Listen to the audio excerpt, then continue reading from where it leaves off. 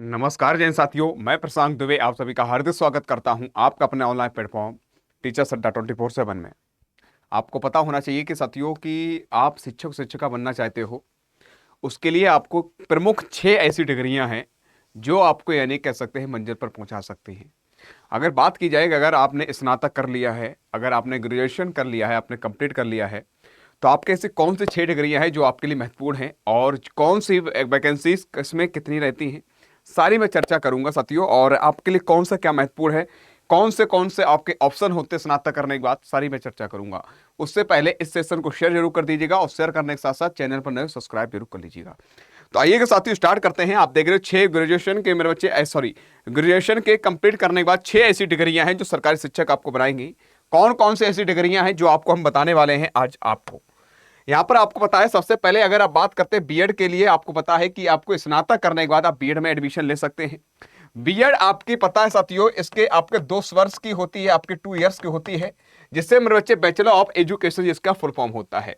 सबसे जरूरी बात है, ये कह सकते हैं कॉमन एक डिग्री मानी जाती है जो आपके लिए कहीं ना कहीं एग्जाम और साथ साथ आपका एंट्रेंस एग्जाम होता है। उसके बाद इसमें क्या होता है, एडमिशन होता है। एडमिशन ऐसे होता है, ये भी बताना चाहता हूं कि इसका एंट्रेंस होने के बाद एक कट ऑफ बनाई जाती है कि इतने हम जनरल, इतने यानी कह सकते ओबीसी इत्यादि रहती है कि गवर्नमेंट के लिए इतनी मुझे कट ऑफ, मतलब हमारे लिए इतने बच्चे इतने हमें लेने हैं और इस कट ऑफ के लेने हैं, उस आधार पर होता है। बाद बाकी जो बच्चे रह जाते हैं, सरकारी स्कूल नहीं मिल पाता है, तो वो प्राइवेट में क्या करते हैं, एडमिशन ले लेते हैं।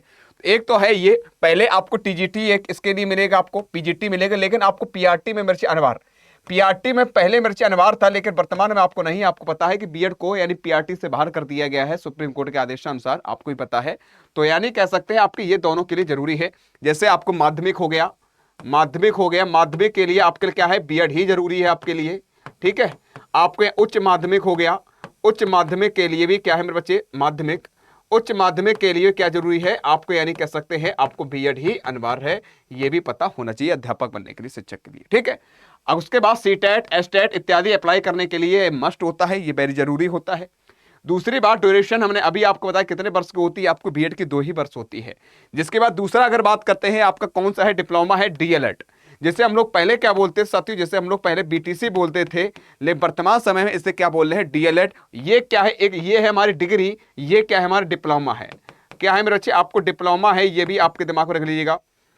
यानी कि इसका full form diploma in elementary education, जो पीआरटी यानी कि 1 to 5 के लिए जो शिक्षक और शिक्षिका बनना चाहते हैं, इसके लिए आपको डीएलएड करनी चाहिए। जो भी ये भी कह सकते हैं स्नातक की ही बात की जाती है, अर्थात आपने जो बात करते हैं ग्रेजुएशन कंप्लीट किया उसके बाद ही आप इसमें क्या करोगे, एडमिशन ले पाओगे। ये भी आपके यानी कि स्नातक के बाद आपकी ये भी डीएलएड भी।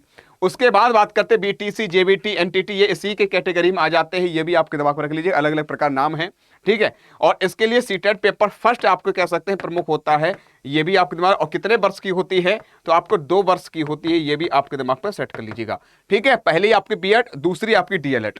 तीसरी डिग्री आपके लिए क्या जरूरी है, आपको बीईएलएड होती है, जो बैचलर ऑफ एलिमेंट्री एजुकेशन। अर्थात आपने 12th किया है, 12th करने के बाद सीधा आप क्या कर सकते हैं, बीएलएड कर सकते हैं। जो बी बात करते हैं ईएलएड जो होता है, इसके माध्यम से ये केवल 12वीं के बाद की जाती है, अर्थात आपने 12th कर लिया है उसके बाद सीधा आप वीएलएड कर सकते हैं। जो मेरे बच्चे आपके कितने वर्ष का होता है, ये आपकी 4 वर्ष की टोटल होती है। कितने वर्ष का होता है, ये 4 वर्ष का होता है, जिसमें आपको पीआरटी के लिए बच्चे आपके प्रमुख होते हैं 1 से 5 तक के लिए, ये भी दिमाग बैठे लीजिए। और दिल्ली गवर्नमेंट एंड केवीएस में इसका कह सकते हैं अलग वेटेज होता है, ये भी आपके दिमाग पर सेट कर लो बीएलएड का, ठीक है।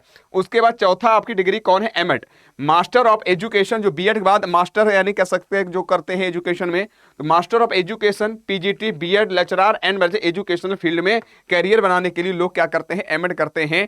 और साथ साथ नेट एमएड बराबर assistant professor in education college, मतलब जो असिस्टेंट प्रोफेसर बनते हैं इसके लिए एमएड इत्यादि जरूरी होता है, ये भी आपके दिमाग पर रख लीजिएगा। फिर 5th नंबर पर आपकी डिग्री कौन सी है साथियों, बीपीएड जो होता है, बैचलर ऑफ यानी फिजिकल एजुकेशन, जो फिजिकल के लिए एजुकेशन के रिलेटेड जो बच्चे यानी कर सकते करना चाहते हैं, तो आपको बीपीएड कर सकते हैं। इसकी भी वैकेंसीज अलग अलग विभाग में अलग अलग प्रकार की आती हैं और ठीक ठाक आती हैं, जिसमें TGT, PGT and physical education post के लिए जरूरी होता है। इसकी भी ग्रेजुएशन के बाद ही फिजिकल एजुकेशन का 1 से 2 ईयर का क्या होता है, प्रोग्राम इसका होता है। फिर एमए आप पे बात करते हैं, एमबीएड की अगर बात करते हैं, मास्टर ऑफ फिजिकल एजुकेशन, ये भी मास्टर डिग्री है आपके फिजिकल एजुकेशन के लिए। इसके बाद ये की जाती है तो higher level physical education post के लिए होता है, जो यूनिवर्सिटी पीजीटी लेवल के लिए एलिजिबल होता है। ये भी आपके दिमाग में रख लीजिएगा। तो ये प्रमुख 6 ऐसी डिग्रियां हैं जो साथियों आपको शिक्षक शिक्षिका बनाने के लिए ये प्रमुख हैं। तो साथियों इनमें से अगर जो बच्चे स्नातक कर चुके हैं या स्नातक अभी पेपर में यानी कभी वर्तमान समय आप देखा भी होगा कर चुके होंगे, तो मैं तो यही कहूंगा ये आपके लिए प्रक्रिया है। तो अगर जो भी आप करना चाहते हैं इन सभी में आप क्या कर सकते हैं, भाग ले सकते हैं और अपने सपनों को पूरा कर सकते हैं। ठीक है, तो यही आपके लिए आज जानकारी थी। अच्छी लगी हो तो लाइक जरूर कर दीजिएगा और कह सकते हैं अपने साथियों तक शेयर कर दीजिएगा और हो सके तो चैनल पर नए हो सब्सक्राइब जरूर कर लीजिएगा। आज कितना ही। जय हिंद, जय भारत।